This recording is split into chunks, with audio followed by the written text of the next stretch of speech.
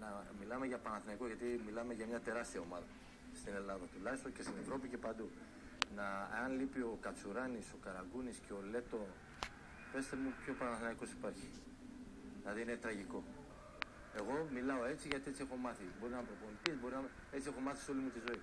Δεν μπορεί να στηρίζεσαι στον Κατσουράνη, στον Καραγκούνη, δηλαδή αυτά τα παιδιά με την τεράστια προσωπικότητα και στο Λέτο που λείπει και να λες ότι είμαι Παναθηναϊκός. Η ομάδα έχει προβλήματα και είναι αξιέπαινοι εκεί που βρίσκονται.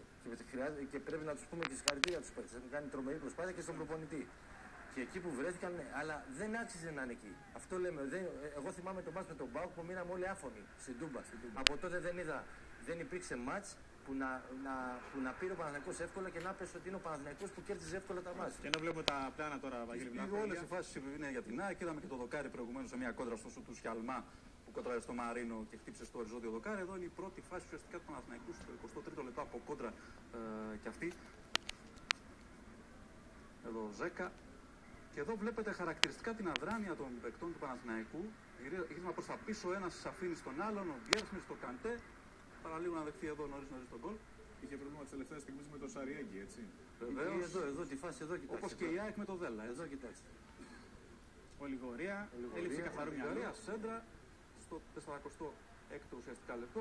Και εδώ μια πολύ μεγάλη ευκαιρία με το σούτ του Λεωνάρντο που πέρασε out. Η ΑΕΚ η οποία έβλεπα Ηλία ότι πίεζε αρκετά ψηλά. Ναι. Βέβαια, πίεζε σε όλο το παιχνίδι το Παναθηναϊκό. Εδώ ένα offside που να έχει κάνει λάθος ο βοηθός. Το δούμε και στην επανάληψη του Σιαλμά. Νομίζω είναι λίγο πιο μπροστά.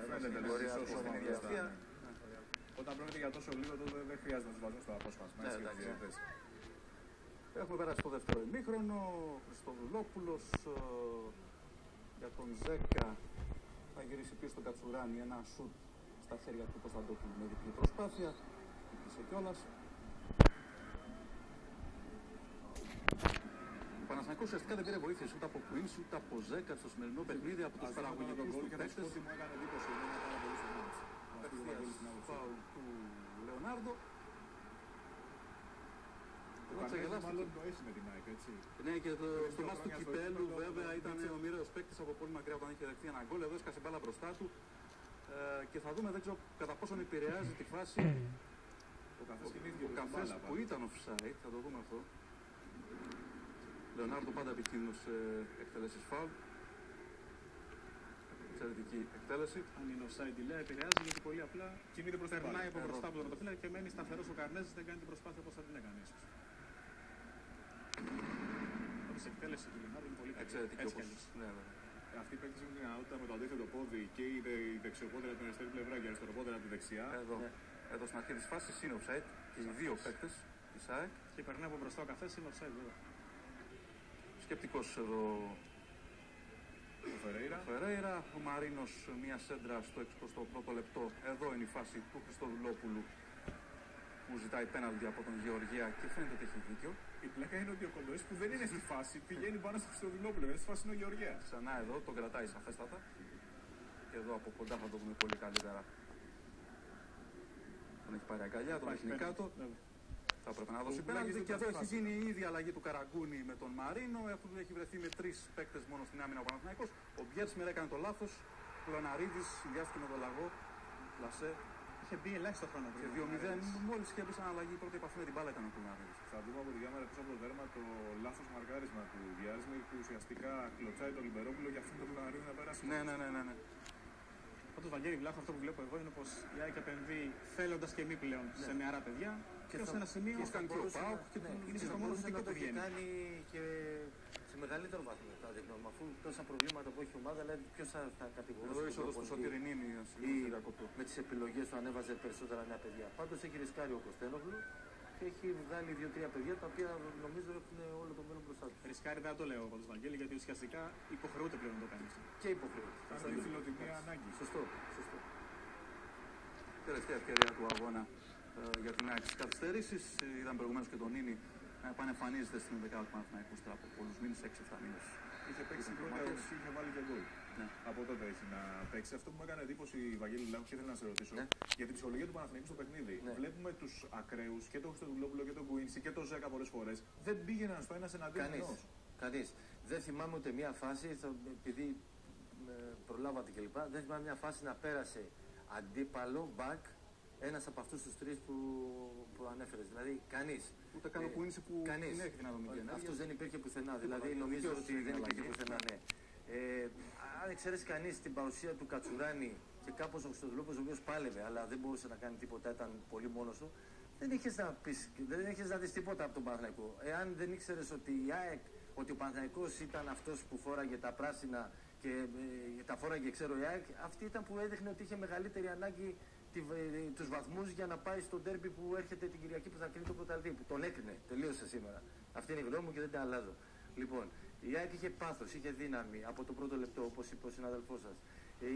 Οι παίκτες θέλανε περισσότερα από ό,τι θέλανε οι παίκτες του Παναθηναϊκού. Το έδειξε από την αρχή και πήρε μια δίκαιη νίκη, νομίζω, που έκανε χαρούμενους όχι μόνο τους παίκτες στη διοίκηση αυτή που υπάρχει και όλους αυτούς τους Έλληνες φιλάθλους.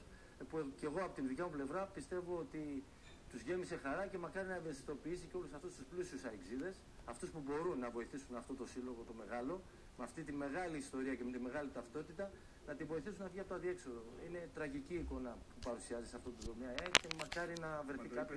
Έπαιξε στην πρώτη τοποθέτηση στην αρχή, ναι. Ότι έξω από τον Ολυμπιακό μέτρα όλους τους υπόλοιπους. Όλοι έχουν προβλήματα. Και ο ΠΑΟΚ και ο Άρης. Και υπάρχουν και κάποιες ομάδες μικρότερες εισαγωγικά πάντα, οι οποίες δηλαδή ο Αστέρας Τρίπολης είναι τυχαίο εκεί που βρίσκεται το Αστέρας Τρίπολης. Έχει επενδύσει πάρα πολλά χρόνια η διοίκηση του Αστέρα Τρίπολη. Ο Ατρόμητος δεν το συζητάμε. Ο Πανατολικός, ακούω τα καλύτερα λόγια. Υπάρχουν και άλλες ομάδες κλπ. Πρέπει να προχωρούν και θα πάνε πεντάδα αυτή για αυτό το λόγο. Ναι, μα ακριβώς. Έχουν επενδύσει όλα αυτά τα χρόνια. Υπάρχει υγεία σε αυτό το κομμάτι. Ξέρεις ότι θα πάρεις τα λεφτά σου. Έχεις ηρεμία, δεν σκέφτεσαι τίποτα άλλο. Μεγάλη υπόθεση. Εγώ έσα στην Τρίπολη και το λέω. Ακούω για τον Πανατολικό τα ίδια πράγματα από άλλους συναδέλφους κλπ. Μακάρι να πηγαίνουν έτσι. Μόνο έτσι θα επιβιώσει το ποδόσφαιρο. Θα δούμε όλα αυτά, Βαγγέλη, σε λίγο. Ηλία Ξογεννός, ευχαριστούμε πάρα πολύ. Πάμε να δούμε συνεντεύξεις τύπου από το Ολυμπιακό Στάδιο. Τι είπαν οι δύο προπονητές. Θεωρώ και τελευταία 3 παιχνίδια η ομάδα μας έχει πάρα πολύ καλή εικόνα. Μπορεί κάποιοι να την αντιμετωπίζουν έτσι, αλλά η αγωνιστική μας κατάσταση και στο παιχνίδι με τον Όφη και στο παιχνίδι με τον Άρη, αλλά και σήμερα δείχνει μια άλλη εικόνα. Είχαμε πάρα πολύ καλές παρουσίες και στα 3 παιχνίδια και σήμερα που είχαμε ένα ντέρμπι, θεωρώ η εικόνα μας ήταν πάρα πολύ καλή. Ήμασταν πολύ σωστά δομημένοι μέσα στον αγωνιστικό χώρο. Για πολλούς βέβαια μετράει το αποτέλεσμα. Για μένα μέσα σε όλη αυτή τη δίνη των προβλημάτων θέλω να δώσω συγχαρητήρια στα παιδιά που παρόλες τις αντικσοότητες και τα αρνητικά αποτελέσματα που ήρθαν παρέμειναν συγκεντρωμένοι και παραμένουν στη δουλειά τους. Είναι, από ηθικής πλευράς είναι πολύ σημαντικό αυτό το πράγμα. Θεωρώ ότι ήταν εύστοχη και η αλλαγή που κάναμε. Ο Κλουναρίδης, όπως έχω αναπτυχθεί βέβαια στο παρελθόν, είναι ένα από τα νέα τα παιδιά που του δίνουμε περισσότερες ευκαιρίες, γιατί έχει προσαρμοστεί πιο γρήγορα και στη τακτική του συμπεριφορά, αλλά είναι ταχυδυναμικός ποδοσφαιριστής. Nós nunca tivemos o controle do espaço de finalização verdadeiramente. Και στα 90 λεπτά είχαμε μεν τον έλεγχο του παιχνιδιού, δεν είχαμε όμως τον έλεγχο των τελικών προσπαθειών.